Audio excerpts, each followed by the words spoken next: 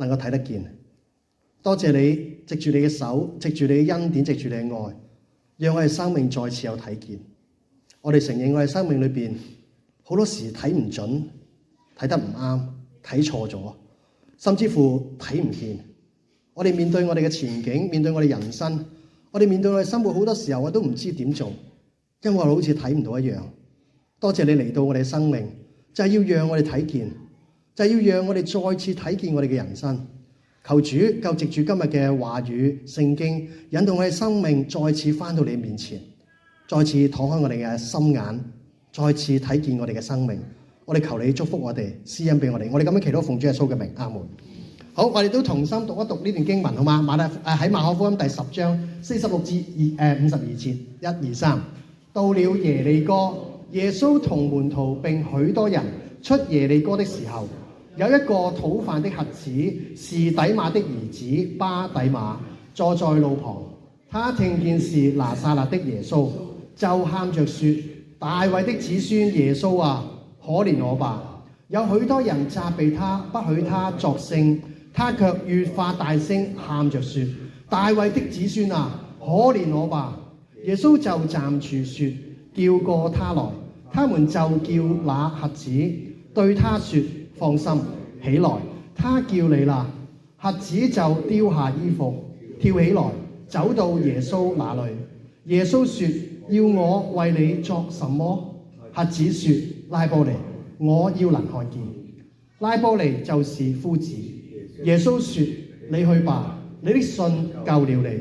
瞎子立刻看見了，就在路上跟隨耶穌。係咪好熟咧？呢段經文係嘛？今日嘅主題咧，頭先如果睇見咧，都係盼望大家知道，我哋今日主題就係馬可福音中嘅神蹟。大家中唔中意神蹟啊？或者期唔期待神蹟啊？有咩生命裏邊希望有神蹟啊？神蹟醫好我啦，係嘛？神蹟希望能夠令我生活好啲啦。神蹟令到我哋咧可以咧有好多改善啦，係咪？究竟咩係神蹟咧？又或者生命裏邊我哋期待嘅神蹟係點樣嘅咧？甚至乎我哋要知道聖經所講嘅神蹟究竟係乜嘢？大家知唔知聖經究竟嗰個神蹟係啲咩咧？嗱，原來聖經裏邊所講嘅神蹟咧，好特別嘅喎。當然咧，有一啲好奇妙嘅經歷啊 ，miracle， 咁亦都係一個神蹟。但喺聖經裏邊好多時提及個神蹟咧，唔係一個 miracle， 唔係令到我哋覺得咧燒炮仗啊，喺側邊剝花生好興奮嘅一啲嘅經歷，唔係。原來喺聖經裏邊所講嘅神蹟呢個字咧，最重要係一個叫做記號。咩叫記號啊？好似個指標，見唔見到下低係咩嚟㗎？係啊，sign係咩啊？路牌。各位在座好多有車牌嘅弟兄姊妹係咪？當你見到馬路上嘅路牌，你會點做？呢個路牌係提醒你啲乜嘢㗎？話俾你聽個方向係要點走係咪？又或者話俾你聽有啲嘢要警告你要做嘅事情係嘛？嗱，所以其實喺聖經裏邊嘅神蹟唔係要話俾我哋知道我人生有幾多好精彩嘢睇得到，最重要神要透過呢啲神蹟要我哋知道點樣做，要我哋透過呢個神蹟知道乜嘢方向係點樣走。所以神蹟其實耶穌喺4福音書裏邊有人統計過啊，有35件嘅神蹟出現喺4福音書裏邊。咁唔知大家記得幾多個啦嚇？其中今日所講嘅馬可福音咧，有18個神蹟。入邊嘅神蹟其實唔係要班門徒睇見耶穌有幾威，亦都唔係要嗰班門徒或者側邊嗰啲未信嘅法利賽人睇見耶穌幾咁厲害。最重要係要透過呢個神蹟係一個指引，係一個方向，係一個引導呢班嘅門徒，呢班嘅未信人作出一個重要嘅決定。係咁噶嘛，係嘛？大家揸車見到路牌，你望完之後你有啲咩行動啊？有決定係咪？轉左轉右要停，就係所講神蹟要你同我生命裏邊睇完之後有決定。有指引，有方向，唔係淨係翹埋雙手睇完，哇拍手掌好犀利，唔係。所以神蹟嘅意義係乜嘢？係一個指引。今日睇呢個神蹟有啲咩嘅特別咧？嗱，首先我哋咧都睇見啦嚇。呢段經文裏邊，特別係喺馬可福音裏邊咧，我哋要知道馬可福音有16章聖經，咁咧如果大家睇馬可福音咧，有啲人講初信主最中意睇就係馬可福音先啦。我自己初信第一卷完成都係馬可福音。點解啊？睇落去好似明啲咁樣係咪？但係發覺又好似好多唔明嘅喎，成日都有咁嘅感覺。馬可福音嘅16章裏邊咧，如果我哋知道咧，其實分開咗3個段落，而佢係用咗咩分開呢3個段落咧？就係從耶穌佢傳道開始，由第1章至第6節，佢喺加利利嗰度傳福音，記載呢件事情。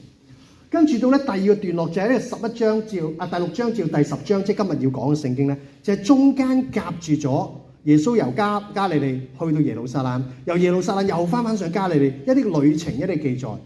最後尾就係由第11章去到第16章，最後尾咧就係一個耶路撒冷裏邊嘅記載嚟嘅。嗱，所以你會分開咗3個段落嘅喎。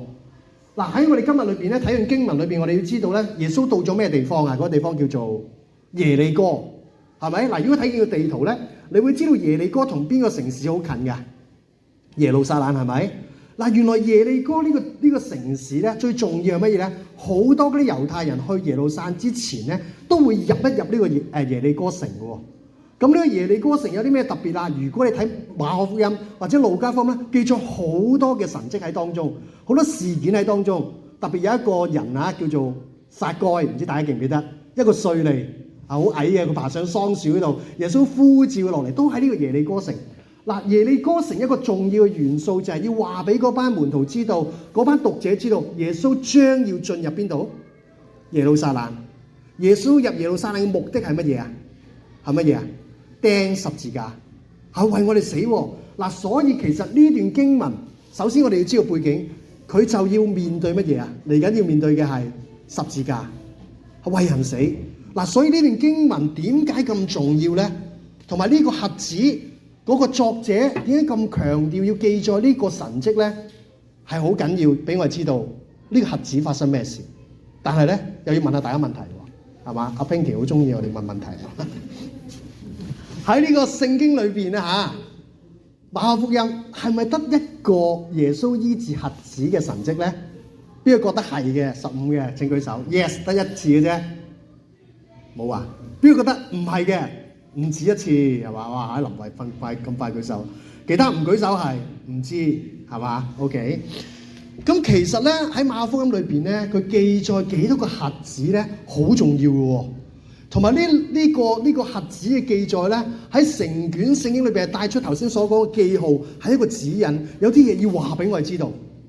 嗱，所以咧呢個神蹟首先要知道一樣嘢咧，喺第8章第22節已經記載過一個瞎子。嗱，我一齊讀下咯噃，一齊讀下第22節至26節，1、2、3。後來他們到了伯賽大，有人帶了一個瞎子的人，在他跟前求耶穌摸他。耶穌拉着他的手，領他到村外，吐唾沫在他眼睛上，又用雙手按在他身上，問他說：你看見什麼沒有？他往上一望，說：我看見人了，看見他們好像樹走來走去。於是耶穌再按手在他眼睛上，他定睛一看就復原了，樣樣都看得清楚了。耶穌叫他回去吧。說連這村子你也不要進去。嗱，睇下呢個瞎子咧，同一陣間我睇完經文嗰瞎子咧，有2個分別嘅喎。嗱，首先我哋睇見啲瞎子有冇記載佢叫咩名嘅？冇嘅喎。嗱，大家記住呢個第8章呢個瞎子係冇記載佢叫咩名，同埋最特別係一樣嘢咧，你見耶穌用啲乜嘢嚟醫佢嘅？好唔衞生嘅係嘛？用啲口水倒落係嘛？即係撳落佢眼睛度喎。另外咧，你睇唔睇到咧？耶穌醫治啲瞎子有啲好奇怪嘅現象，就係乜嘢啊？要按手幾多次啊？2次喎。有啲人諗，咦？耶穌唔係好勁嘅咩？係嘛？一按手甚至乎唔使按手都可以醫佢啦。你今次要按手2次咧？嗱，其實呢一章聖經第8章咧，係帶出一個好重要嘅信息，去到第10章就係我哋今日所講嗰個瞎子巴底亞一個信息。不過呢個巴底買嘅信息2個瞎子，我哋想大家咧試下諗一諗，大家有冇見過瞎子嘅盲眼嘅人？見過啊，係咪？咁我想問大家，乜嘢叫瞎子啊？喺香港咧有一個地方咧，叫做黑暗中對話體驗館，唔知大家有冇聽過啦嚇？咁嗰個地方咧，咁其實呢個嘅體驗館咧係由德國傳入去香港，而家有上海啊，好多地方新加坡都有呢個體驗館嘅。佢係一個大概2000幾尺嘅地方咧，你入到去咧，全部係黑掹掹嘅，睇唔到嘢嘅，你伸手不見五指嘅。唔知大家有冇經歷過呢個感覺啦？嗱，其實呢個體驗館就係要讓啲人嘗試體驗一下，你失去咗視力，或者你失去咗光明嗰種感覺係點？係短，即係佢嗰個入到去嗰個體驗館咧，要75分鐘喎。入到去咧，又你聽到車聲啊，聽到啲買餸聲啊，跟住咧你就要即係周圍摸嗰啲地方啦嚇。咁咧當然啦，嗰啲地方好小心，費事碰親啦。嗱，我哋就試下。嗱，我哋咧就冇帶大家2000幾尺，又或者冇聲音，試下而家你匿埋你眼睛，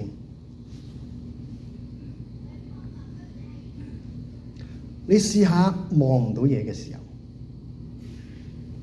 喺呢一刻裏邊，我哋俾少少時間大家。當你匿埋咗你眼睛之後，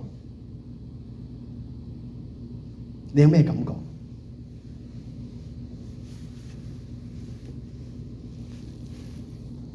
你會感受到啲咩？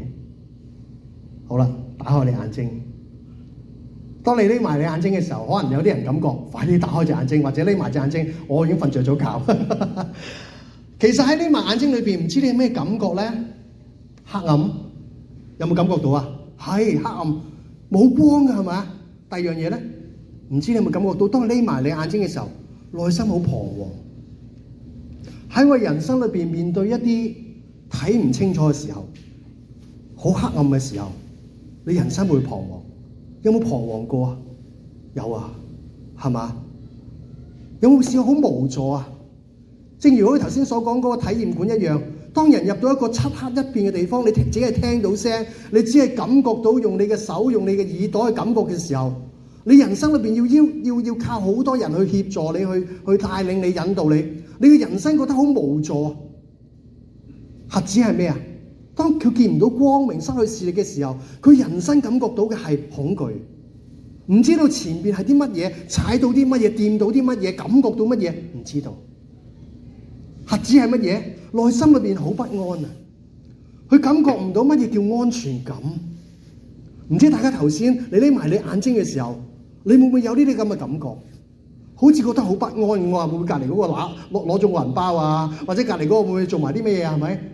喺我哋人生裏邊，會唔會都有呢啲咁嘅不安、害怕？但係可能都會覺得，當匿埋眼睛嘅時候，心裏邊好寧靜、好舒服。唔知大家有咩感覺？邊個覺得頭先匿埋眼睛，心裏邊覺得好驚嘅？請舉手。有冇啊？冇啊？聽過有咩感覺啊？冇感覺。嚇？開心，阿 Ken 哥匿埋隻眼睛好放心係嘛？呢度安全感啊嘛？阿 Gary 你匿埋隻眼睛有咩感覺啊？係啊，即係如果我坐喺度會好啲啦。係。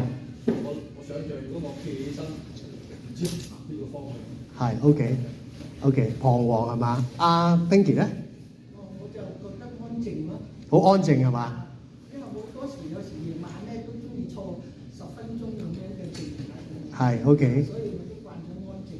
係，原來喺我哋生命裏邊，面對黑暗、面對睇唔到嘢嘅時候，有好多種感覺，好似呢個瞎子一樣。呢個瞎子唔係好似我哋咁坐得舒舒服服，讓我哋覺得哎呀，梗係咁舒服啦。我哋睇下呢個瞎子有咩特點。佢話有一個討飯嘅瞎子，即係話呢個瞎子係有咩職業㗎？乞兒嚟嘅喎，討飯嘅啫喎。佢嘅係底馬嘅兒子巴底馬坐內旁。大家記唔記得頭先第8章讀嗰個瞎子有冇名㗎？冇嘅喎。嗱，可以留意下讀馬可福音咧，呢個神蹟喺當中最大嘅特點係乜嘢？最大嘅特點就係唯一一個被醫治者記載嘅名就係呢個人啦。成卷馬可福音唯一記載佢個名嘅醫治者得佢啫喎。嗱，係咪好重要啊？同埋點解要記載呢個人嘅名咧？呢個人有啲咩嘅重要性啊？嗱，我哋知道啊，喺18個神蹟裏邊，得呢個人個作者記載呢個人叫巴底馬。我哋嚟睇下呢個巴底馬亦都係最後一個喺馬可福音裏邊記載嘅醫治者。嗱，所以呢個巴底馬嘅神蹟係成卷馬可福音嘅一個核心嚟嘅，而且成卷馬可福音透過呢個巴底馬要帶出一個好重要信息俾讀者、俾門徒知道。我哋要知道呢個巴底馬個名係點解咧？嗱，大家記住啊，以色列人嗰啲名好得意嘅，逢親有個巴字喺前邊咧，即係話係邊個個仔。即係譬如話巴拉巴，即係邊個個仔啊？即係拉巴嘅仔。巴拿巴咧，即係邊個仔啊？阿拿巴個仔。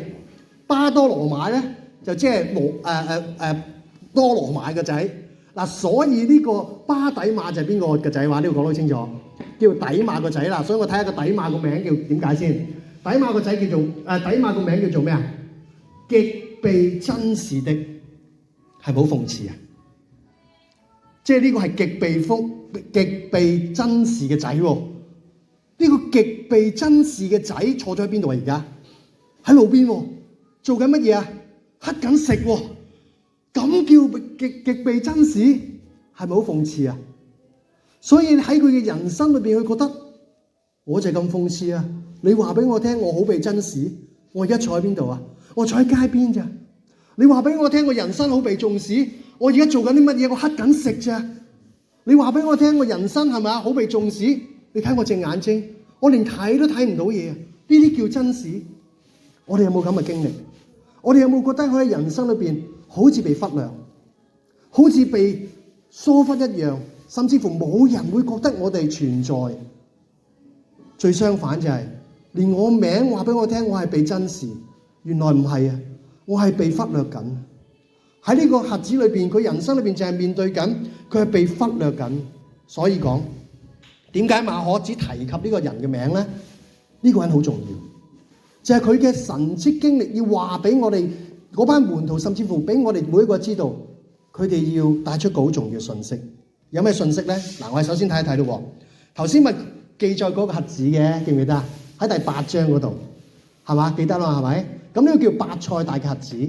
跟住到第10章呢個叫耶利哥嘅核子。嗱，我哋睇睇個馬可福音嗰個結構咧，最特別就係第8章咧，同埋第10章咧，連續喺呢幾個段落裏邊出現過3次，耶穌預言會受苦受死，甚至乎要進入榮耀。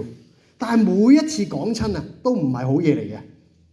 但係我哋留意下喎，第一次講完之後，跟住咧喺呢個該撒利亞腓立比，耶穌講我會將會死，我會將會受苦，我會得榮耀。之後發生咩事啊？第一次就係彼得勸佢，你唔好死啊，係嘛？你唔死得㗎，你一定要存在啊！跟住咧，耶穌就責備彼得。我想問大家先，喺呢個經歷裏邊，門徒所經歷到，當耶穌講佢係一個彌賽亞嘅時候，門徒嘅經歷係正面定負面啊？負面嘅喎，係咪？到第二次。喺呢個第9章，耶穌又講啦，喺加利利途中，耶穌又講俾你知道，我會受苦受死，進入耶路撒冷得榮耀。發生咩事啊？當耶穌講完之後，第9章，班門徒爭大啊，係嘛？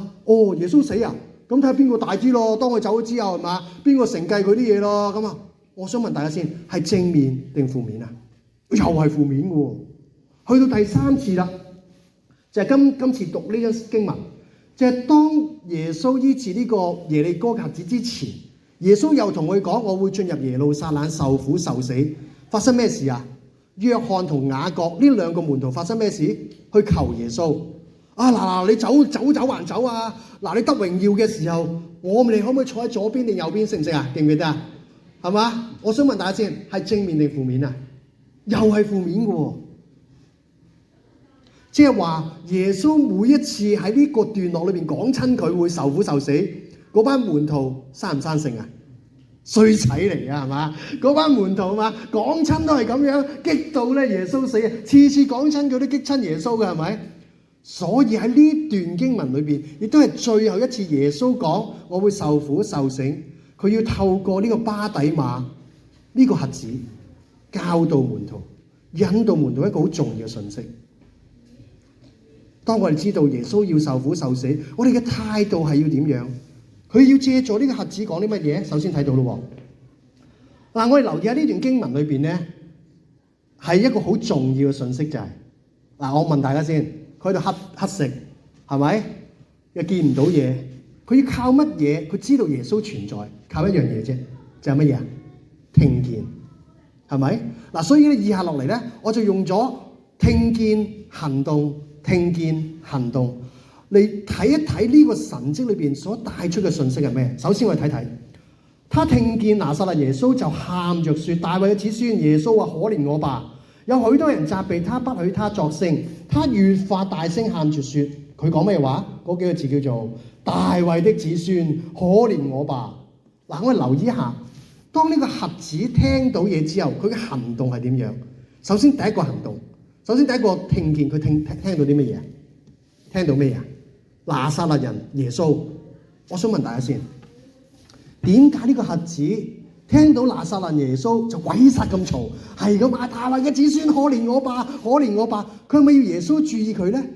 當啲人責備佢話：你唔好再嘈啦嚇，細聲啲講嘢啊，係咪？唔好再嘈住我哋耶穌經過啦。佢繼續係咁嗌大衛子孫。其實佢嘅動作係代表啲乜嘢咧？佢聽到拿撒勒耶穌點解要咁嘅舉動咧？嗱，我哋首先要知道頭先所講嘛，佢聽到嗱，成個故事嘅由聽見到看見，你會睇到佢聽到嘅，首先佢聽到乜嘢存在啊？拿撒勒人耶穌有咩分別啫？係嘛？正如有人聽到林傳道行過啦，咁有咩特別啫？係咪先？咪又係咁咯，係咪？但係佢點解佢一聽到拿撒勒耶穌之後，佢作出咁嘅行動咧？首先大家要知道喎，係咪？記得第8章，耶穌醫治咗一個瞎子。我想問大家先，如果喺本拿比係嘛有個神蹟存在，係咪？好犀利啊！哇，咁勁嘅人存在嘅時候，你估喺呢啲區裏邊會發生啲咩事？或者喺其他區裏邊會發生咩事？係咪廣傳出嚟啊？一個神蹟存在喎，仲要乜嘢啊？同我有關嘅喎，係嘛？即係話我哋一班即係移民嗰班，一聽到邊個申請到 PR 啦，啱啱申請都得到啊，係咪？咁嘅時候有啲咩感受啊？其他隔離嗰個即刻問啊嘛，我點樣做㗎？你明白講緊乜嘢啊？即係當呢個瞎子佢聽到第8章有人講，喂，喺伯賽大耶穌醫好咗瞎子喎，我咪瞎子咯。所以佢嘅動作係要點樣啊？佢要讓耶穌知道我都係瞎子啊，係嘛？我都有咁嘅需要啊。結果佢嗌咩話？佢嘅行動係大聲喊着說，叫乜嘢啊？大衛嘅子孫。點解佢要嗌大衛子孫？唔係嗌耶穌基督你救我啊，幫助我啊，耶穌你幫我。佢唔嗌拿撒勒人耶穌喎，佢嗌大衛嘅子孫。嗱，我哋要知道，當其時猶太人對大衛嘅子孫咧係一個好重要嘅稱呼。呢個大衛子孫係講出一樣嘢，暗示一樣嘢。呢位仁兄就係佢哋期盼嘅彌賽亞救主。佢好深信耶穌就係嗰個救主。嗱，點解咧？係嘛？伯大尼你好醫好咗嗰個瞎子啫，係嘛？可能佢醫術高明咧，或者佢真係叻咧，咪醫好咗，或者嗰啲口水啊靈強咧，係咪？咁啊，所以佢啊醫到佢啫，係咪？咁點解要嗌大衛子孫咧？嗱，我哋要知道一樣嘢。猶太人嚟講咧，佢對彌賽亞咧係好清楚知道乜嘢人先至可以稱為彌賽亞。其中一個特點喺舊約裏邊，佢喺以賽亞書第35章我都 call 佢出嚟，第5至第6節。當彌賽亞嚟到嘅時候，佢話那瞎子會必睜開眼，聾嘅耳必定會開通。我想問大家喺第8章耶穌做咗啲乜嘢？叫瞎子開眼，係咪？呢一個嘅神蹟係從來冇一個先知，從來喺舊約裏邊冇一個先知，冇摩西未試過，或者所有嘅神人都未做過嘅神蹟。包括以利亞、以利沙呢啲咁厲害嘅先知，佢從來冇試過使一個盲嘅人開眼，唯有彌賽亞。嗱，所以當其時猶太人好清楚，如果有人能夠使一個瞎眼開到眼，我哋好清楚知道嗰個係邊位？彌賽亞。OK 嘛？嗱，所以當其時嗰個瞎子一聽到第8章伯賽大有人開咗瞎子眼睛，嗰個係邊個？拿撒勒人耶穌。當佢行過嘅時候，佢好清楚知道，行過我身邊嘅人係咩人嚟㗎？彌賽亞，大衛嘅子孫。所以喺呢度，佢好強烈咁講：你大衛嘅子孫，可憐我吧！我承認你就係我哋嘅彌賽亞，係我哋救主啊！嗱，所以我哋要知道，當佢聽到耶穌經過，佢決定係點啊？佢要認真話俾耶穌知道，我好清楚知道你就係彌賽亞，你係我救主嚟嘅。跟住發生咩事？第49節，耶穌就站住，嗱，我留意下紅色個字，說叫過他來，他們就叫那瞎子對他說：放心起來，他叫你嚟啦。嗱，考大家出現過幾多個叫字啊？1、2、3個係咪？呢3個叫字原文聖經都係同一個字，一段經文出現過3個叫字。耶穌話叫你過嚟啦，佢哋就話喂佢哋叫你啦。跟住點講？對他說：放心啦，佢叫你。點解呢段經文咁重複出現叫呢個字呢？我哋要知道叫呢個字同一個字好重要，就係叫做呼召。你諗諗，呼召呢個字喺門徒嘅生命裏邊有啲咩意義？曾幾何時，彼得、雅各、約翰喺海邊，耶穌講嗰句説話喺馬可福音第1章講乜嘢啊？來跟從我，記唔記得啊？呢個呼召就好似當初耶穌呼召嗰班門徒一樣。當耶穌講說叫他來嘅時候，佢用呢個字喚醒嗰班門徒。今日記唔記得你點樣跟隨耶穌？當呢個瞎子聽到呢個呼召嘅時候，佢舉動係乜嘢？你留意就係其實透過呢個神蹟嘅故事，要讓呢個巴底馬成為一個門徒，正係好似回顧翻當初嗰個場景一樣。嗰班門徒好熟悉嘅場景，你來跟隨我。跟住你記唔記得嗰班門徒有啲咩動作啊？第1章第20節，當耶穌呼召嘅時候，佢哋打魚嘅，佢哋有咩動作啊？將嗰啲漁網，將嗰啲船做咩事啊？抌低晒，跟隨耶穌。正如好似呢個巴底馬一樣，讀下呢段經文，一齊讀。瞎子就丟下衣服，跳起來，走到耶穌那裏。當呢個瞎子聽到耶穌嘅呼召，佢嘅動作係點啊？佢嘅行動係乜嘢啊？抌低所有嘅嘢。點解你話你知抌低所有嘢？個乞兒得一樣嘢值錢嘅咋？除咗個兜之外，就係咩啊？就係佢件衫啊！點解件衫咁值錢啊？嗱，大家記住啊！佢就通常冬天咧冇話即係孭住羽絨啊，或者咧冚住啲咩？佢得一件被啊！嗰件衫咧就係當夜晚捲住嚟瞓覺嘅咋。佢竟然聽到耶穌呼召嘅時候，將佢最珍貴、最值錢、僅有嘅財產抌低，熟唔熟啊？似唔似啊？幾時出現過？咪就係班門徒一樣咯。呢個場景喚醒班門徒，記唔記得你嘅初心係乜嘢？當你抌低晒你嘅船，抌低晒你嘅所有嘅漁網，你跟隨我嘅時候，你初心係乜嘢？又提醒翻我哋，我哋跟隨主嘅初心係啲乜嘢？我哋跟隨主嘅時候，立定心志要信耶穌，抌低晒偶像，願意跟隨主，願意聽主話，嗰種嘅初心喺邊度？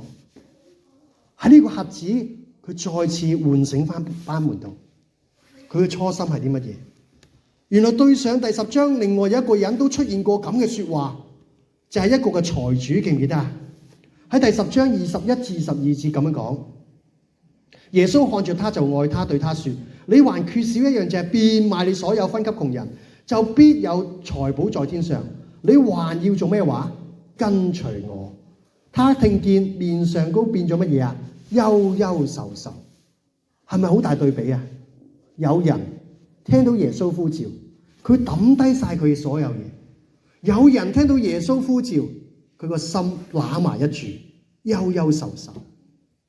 同樣今日跟隨主係啲乜嘢？跟隨主讓我哋有啲咩嘅行動決定？原來我哋都好大分別。有啲人願意放棄佢嘅過往，放棄佢嘅擁有，佢願意跟隨耶穌。佢得到嘅係啲乜嘢？好似呢個財主，佢擁有好多嘢，佢唔願意放低，結果佢內心係憂憂愁愁。跟住呢個巴底馬又聽到啲乜嘢？嗱，頭先聽到耶穌經過啊嘛，今次聽到嘅就係耶穌同佢講一句說話，一齊讀。耶穌說：要我為你做什麼？你想唔想聽到耶穌咁問你啊？一起身，耶穌同你講：要我為你做啲咩？如果今日你聽到耶穌問你，阿 Wenny，你想我為你做啲咩啊？耶穌同你講：發達啦649耶穌話俾我聽個 number 就得㗎啦，係咪啊？咁啊掂㗎啦。好多人當人問啊耶穌覺得神問佢嘅時候，佢期待嘅係乜嘢嗱？所以呢個問題相當之好。我哋又問翻自己啊，當耶穌問我哋，你想我為你做啲咩？你想我能夠為你生命做啲乜嘢？呢個正係令到每一個人知道你而家諗緊乜嘢，你人生價值原來存在緊係乜嘢？又或者呢個問題更加回響喺我哋生命裏邊，其實我哋最緊張、最着意係啲乜嘢？係嘛？去天國係嘛？Vinky 話：我而家最着意去天國啦，係咪？有好多人好在意、好着意嘅，就係呢個問題俾我哋知道。今日你最想點？呢個問題其實熟唔熟啊？嗱，我哋又睇下啲經文，第10章好精彩嘅。原來耶穌都問過一班門徒，都問過呢兩個門徒。呢兩個門徒就係西比泰嘅兒子雅各同埋約翰。去到耶穌嗰度，無論你求夫子，我們無論求什麼，願你都俾我啦。耶穌問佢呢個問題，同一個問題。耶穌說：要我為你做啲咩？今日你想耶穌喺你生命做啲咩？呢兩個問題同樣喺呢一章聖經出現，有好大嘅反差。呢兩個門徒個答案係咩啊？要你將來得榮耀嘅時候，一個右邊，一個左邊，係嘛？最希望我將來能夠同你一齊有着數，係嘛？又或者希望耶穌你帶挈我嗱，中意我哋廣東人中意咁噶嘛，係嘛？逢親咧，即係我經歷過㗎嚇。以前喺香港一升職咧，喺 WhatsApp 咧Facebook 打出嚟啊，收到封升職信啊，跟住好多啲人打出嚟啊，睇住細佬我啊，係嘛？照住我啊，或者帶挈我啊。我哋期望嘅就係耶穌帶挈我哋，係嘛？令到我哋好啲，或者令到我哋咧生活好啲、改善啲，或令到我哋人生可以更加好啲。我哋係咪咁諗？當耶穌問我哋：你想我為你做啲咩？呢個問題，嘗試下問下我哋自己。今日我哋最想係啲乜嘢？又或者今日喺呢個信仰裏邊，呢兩個門徒竟然問咗答咗呢個答案。希望一個喺左邊，一個喺右邊。耶穌話：嗱，你記住啊，喺左邊右邊唔係我決定嘅，係咪？點解呢個問題喺佢哋生命咁重要？其實呢兩個門徒，佢跟隨主，可能一直抱住，或者一直持守住喺佢生命裏邊跟隨主嘅目的，或者跟隨主嘅價值，就我希望有個位置。我希望能夠喺我嘅跟隨主嘅路上，我能夠得到我想得到嘅嘢。正正就係好多時我哋跟隨主都有呢個諗法。我返教會，我想得到我要得到嘅嘢㗎啦，係嘛？又或者神會祝福我啊，或者神俾好多好嘢我咪跟隨主咯，係咪？有着數我咪跟隨主咯。好多人跟隨主都係咁諗，甚至乎跟隨主3年嗰兩個門徒咁 close 同耶穌都係咁諗。今日我哋係咪咁諗？我哋係咪因為我哋希望耶穌俾好嘢我睇住我哋係嘛？我哋繼續跟隨耶穌？呢個比值得我哋去諗一諗。耶穌說：要我為你做啲咩？我哋嘗試下諗下喺我哋生命裏邊，你想耶穌為我哋做啲咩？又或者我哋點解唔調翻轉頭？我哋為耶穌做啲咩啊？做咩咧？係啊，所以耶穌答得好好㗎。喺第45節係成卷約翰福音一個好核心嘅一個經文。嗱，一齊讀啊！因為人子來，並不是要受人的服侍，乃是要服侍人，並且要捨命作多人嘅贖價。耶穌再次糾正呢兩個門徒：我嚟到唔係要高高在上，我要服侍每一個人，我要服侍甚至為佢哋捨命。嗱，所以有人咁講，耶穌講完呢章聖經就係為我哋釘十字架，呢聖經就為我哋釘十字架，就係一個好大嘅分水嶺。喺由第1至到第10章係講緊佢嘅服侍，第10章至到第16章咧係講緊佢捨命。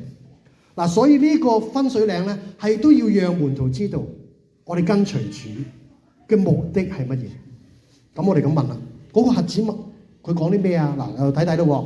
當耶穌問個瞎子，即係我覺得咧呢段經文咧，如果去到醫院咧，你成日咁問人咧，就俾人鬧死嘅係嘛？即係好似咧《約翰福音》第9章咁樣問嗰個第5章嗰個畢士大池子係咪？好多人喺度病緊，耶穌行埋去，你要唔要醫治啊？你成日去醫院問呢個問題係嘛？我梗係要啦，係咪咁仲問呢個問題？其實點解耶穌要問佢呢個問題？即係頭先嗰個問題一樣，耶穌點解要問嗰個巴底馬？你想去做啲咩？咁啊好明顯啦，係咪？好簡單啫，我睇見啊要，好現實講啦係嘛？你要啲，我要啲咩啫？我就係要睇見啫嘛。不過我要留意，我哋驟眼睇呢段經文裏邊，我會發覺，我梗係要睇見啦，係嘛？你仲問嘅？但係佢留意下呢個巴底馬嘅稱呼耶穌係乜嘢？好重要。呢個字叫咩話？瞎子說，佢稱呼耶穌叫做拉波尼。嗱，拉波尼咧，我哋咩嚟㗎？係咪？話亦叫夫子啦。阿夫子，阿老師，你幫下我啦，我要睇見啊！但係咧，我哋要知道喺呢一段經文裏邊，作者好強調嗰個瞎子佢要稱呼耶穌為拉波尼。原來拉波尼喺成個新約聖經只係出現過2次，第一次喺呢度，第二次就係嗰個抹大拉瑪利亞去到耶穌嘅墳墓面前，見到耶穌復活之後，佢稱呼耶穌叫做咩話？拉波尼。原來呢個拉波尼嘅個意義係乜嘢咧？唔止係夫子咁簡單，係我嘅主人，係我嘅主。我哋再睇多次呢個巴底馬，當耶穌問佢：你想我為你做咩？巴底馬話：我嘅主，我承認你係我嘅主，你係我嘅主人，你要我做乜都冇問題，你做喺我生命裏邊任何嘢都冇問題。呢個叫主人，同唔同意啊？所以其實巴底馬嘅生命裏邊，佢願意將個人生交俾耶穌，佢再次希望耶穌成為佢嘅主人。佢只係一個僕人，耶穌喺我生命裏邊做乜都冇問題，你唔醫好我隻眼睛都冇問題。我只係希望你成為我嘅主人，你掌管我嘅人生。所以佢話：你即管讓我睇到啦，耶穌，明唔明白啊？嗱，所以其實喺呢個好大分別就係呢個巴底馬，佢人生作出好大改變。佢見到嘅係耶穌自己，所以透過一啲嘅説話，我哋其實乜嘢叫睇見？喺呢個故事裏邊，佢期望睇見，但係佢係咪淨係睇見佢嘅人？佢即係睇見佢嗰啲親人，睇見周圍環境咧？有位作者叫做魯益斯，好出名嘅C.V. Lewis， 佢作咗好多基督教呢啲小説咧，好出名嘅。佢咁樣講：我信基督，就好似信太陽會升起一樣。唔係因為我見到佢，而係因為有咗佢，我睇到一切。今日信耶穌都一樣，我哋願意睇到耶穌都係一樣。呢個瞎子佢希望睇到都係一樣，佢唔係淨要睇到耶穌，唔係要體驗環境，佢要睇到耶穌帶俾佢嘅人生，佢要睇到耶穌帶俾佢嘅一切。第二個好出名叫海倫凱勒，咁呢個女士咧，19個月大已經盲咗同埋聾咗。喺佢嘅成長唔簡單嘅，而呢個作者呢個作家咧，曾經佢講咗句説話，佢寫咗好多嘅文章，好多嘅書籍。佢雖然我見唔到、聽唔到，但係我卻感覺到神喺度。所以呢個瞎子佢希望睇見，唔係睇見翻呢個環境或者能夠讓佢重見光明咁簡單，佢感覺到神，佢要經歷到神。佢要讓神成為佢人生，成為佢一切。佢要讓神成為佢嘅主人，再次能夠讓神喺佢生命裏面作工。最後係點？巴底馬聽到咩啊？耶穌同佢講：你去啦，你嘅信救你啦。佢今次聽到耶穌話：你嘅信救咗你啊！嗱，但係留意喎，佢開咗眼睛未啊？未嘅喎，係咪？佢仲未睇到嘅喎。其實巴底馬信啲咩？今日調翻轉頭，我哋問我哋自己，我哋信緊乜嘢？巴底馬信就係原來信佢就係嗰位救主，係我哋生命嘅救主。我哋有啲嘢做唔到，我哋有啲嘢好彷徨、好黑暗、好不安、好害怕。我哋有啲嘢唔知點樣，好似啲瞎子咁樣，好似我哋頭先匿埋隻眼一樣，睇唔到前景，唔知道係點。我哋好驚會走差。呢度講出。耶穌，你做我救主，我哋要你帶住我哋，我哋要你幫助我哋，拯救我哋。第二樣嘢，佢信乜嘢？佢信呢個就係佢嘅拉哥尼，係我哋人生嘅主人。我哋唔知走去邊度，我哋唔知道前路係點，我哋唔知點走。耶穌，你嚟幫我，你係我主人，你拖住我，你帶住我啦。所以呢度講唔係一個肉眼嘅看見，而係呢個巴底馬內心嘅領悟。佢領悟到，佢體會到，佢睇見到佢人生。所以信喺希伯來書第11章第1節，乜嘢叫信啊？係所盼望之事嘅把握，係睇唔見之事嘅明證。雖然仲未睇得到，但係佢信佢人生再次有呢位主人，佢再次信佢嘅人生有呢位救主，佢放心。結果咧，瞎子立刻看見了，佢睇到，佢由聽到到睇到。呢個故事好精彩，就係佢嘅經歷一直只係聽。正如喺我哋信仰嘅歷程裏邊，好多時你係聽好多嘅道，聽好多人講耶穌係點，聽好多人講耶穌好好啊。但係呢個瞎子從佢嘅聽，佢嘅行動一次一次領悟，喺佢內心裏邊一次一次領悟耶穌究竟有幾好。當佢領悟咗之後，佢睇到啦，結果佢做咗一個行動，紅色字一齊讀。佢做咗咩行動？跟隨耶穌。一個好大嘅分別。如果當耶穌醫好似我哋想象一下，我哋係一個瞎子，耶穌當醫好你之後，你會點做？好開心。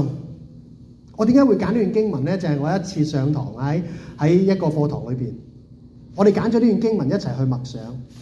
佢同我哋講：你試匿埋隻眼睛，你見到呢幅 picture， 你見到呢幅圖畫，你會見到乜嘢？我見到嘅係笑容，係見到呢個瞎子嘅笑容。呢個係久違嘅笑容。你諗下，一個踎喺街邊，佢個名叫做被人重視嘅一個諷刺。佢人生只係期待緊人俾佢嘅飯餸，冇盼望，冇光明，冇前途。但係耶穌再次成為佢救主，佢見到嘅係一種快樂，係一種盼望。但係佢作出一個決定，佢決定係咩啊？唔係重獲新生開始揾工，或者唔係重獲新生抌低個缽係嘛，翻到屋企或者揾工做啊，做過自己再做個人，而係做乜嘢啊？跟隨耶穌。呢度俾門徒再次喚醒嗰班門徒知道，今日乜嘢為之跟隨主，乜嘢為之真正嘅門徒，唔係你睇得到，我哋去跟隨。正如呢個瞎子一樣，佢睇唔到，佢願意信，結果去跟隨耶穌。今日好多時，我哋跟隨耶穌，可能好多障礙，有好多睇唔明嘅嘢，睇唔通嘅嘢。但係呢度講，耶穌願意俾我哋知道，我哋呢位主就係我哋值得跟隨嘅耶穌。喺約伯記有一段好出名嘅經文，特別近期我喺同香港一班弟兄姊妹都查約伯記，最後一堂啦，好多同學都好熟悉呢段經文，大家一齊讀啊！我從前風聞有你，現在親眼看見你。今日呢個神蹟，由聽見到看見，我哋有冇睇見耶穌？我哋係咪淨係聽到耶穌？我哋有冇淨係好似返到教會聽到耶穌有幾好，聽到邊個講耶穌有幾好？但係我哋內心有冇經歷過耶穌？喺呢個故事話俾我知道，我哋可以，我哋能夠藉住呢個嘅巴底馬，俾我哋知道我哋可以。喺呢個經文裏邊，最後尾想同大家分享一首詩歌。呢首詩歌好奇妙喎，亦都係講緊呢個故事，係一個巴底馬嘅故事。呢個詩歌叫做《我要》。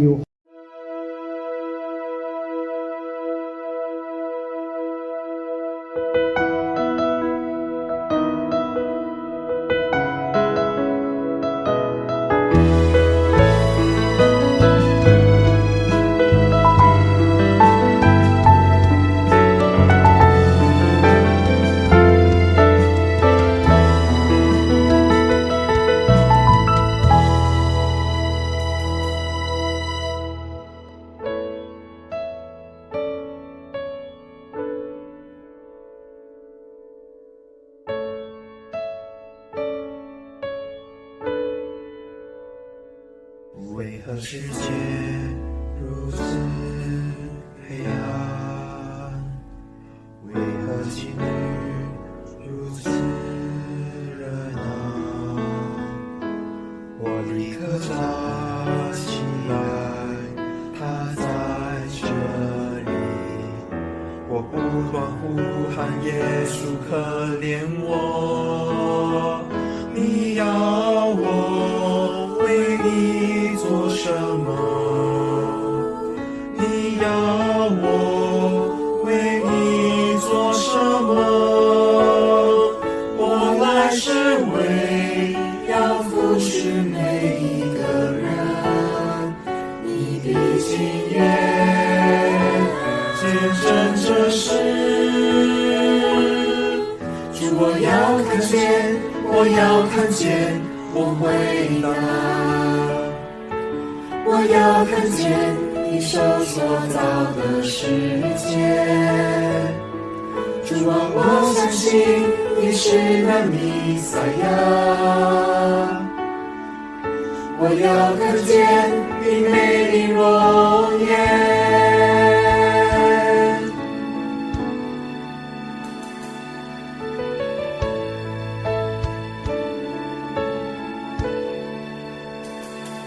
我要如何穿越人群？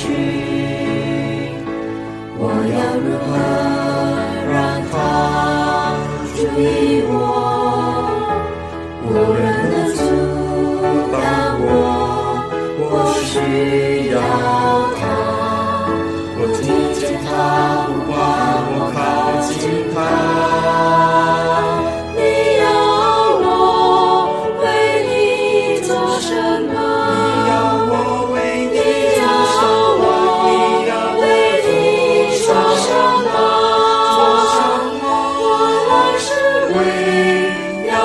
是每一个人，你的信念见证这事。主，我要看见，我要看见你荣耀，我要看见你大能和国度降临。主啊，我要跟随你到永远。我要看见你旨意成就，他开我双眼使我看见，他宝血从世界上流下，我见如此羔羊再度落地，我见他手和脚被钉穿。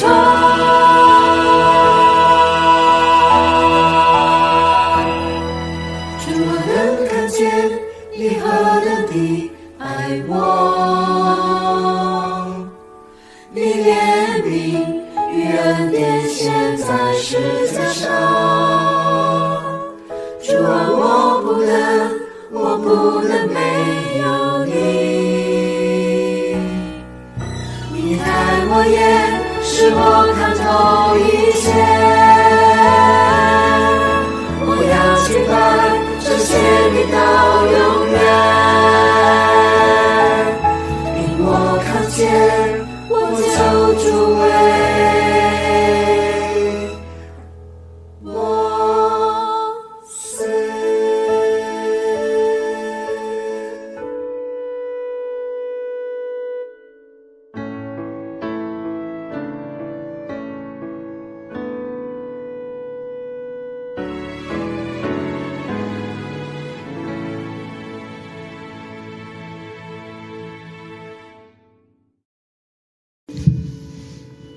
我哋同心祈禱。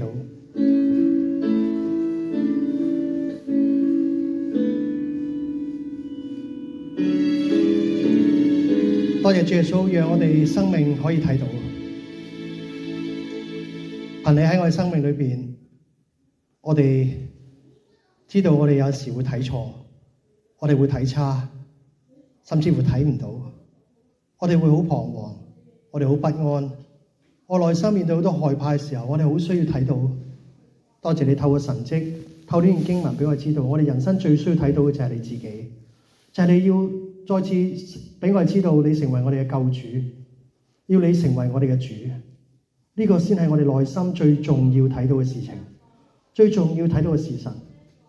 當我哋睇唔清楚嘅時候，願你繼續開我哋眼睛，使我哋睇見你，使我哋睇見你嘅愛，睇見你嘅同在。願主祝福我哋，我哋咁樣祈禱，奉主耶穌嘅名，阿門。本拿比浸信會嘅網上證道重溫，願主透過神嘅話語賜予大家嘅祝福。我哋本拿比浸信會非常樂意繼續為大家提供網上崇拜同埋證道嘅事工。